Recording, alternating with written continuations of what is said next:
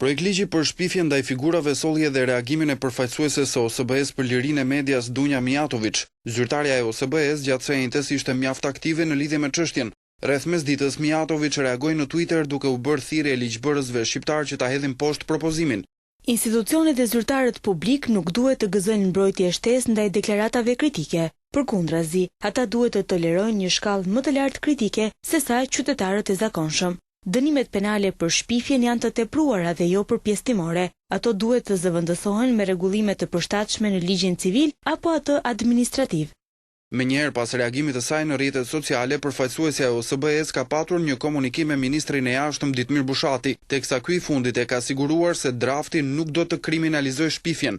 Një gjë e tillë nga Dunja Mijatović është cilësuar si një lajm i mirë që vjen nga Shqipëria, gjë të cilën përfaqësuesja e OSBE në një tjetër postim në Twitter e komentoi me këto fjalë.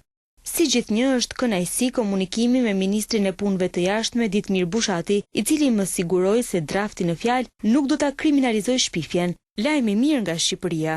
Propozimi i Këshillit të Ministrave parashikonte masën dëshkimore me gjob dhe burgim deri në 3 vjet për shpifjet ndaj funksionarëve të lartë shtetëror apo të zgjedhur. Në 2012 autoritetet në Shqipëri vendosën të heqin dënimin me burg për veprën e shpifjes, një vendim që u mirëprit nga përfaqësuesja e OSBE-s në Tiranë. Në lidhje me projekt amendamentin e kodit penal në lidhje me shpifjen ndaj zyrtarëve të lartë u shpreh tërësisht kundër edhe Andrej Hunko, raporteri për Shqipërinë në Këshillin e Evropës.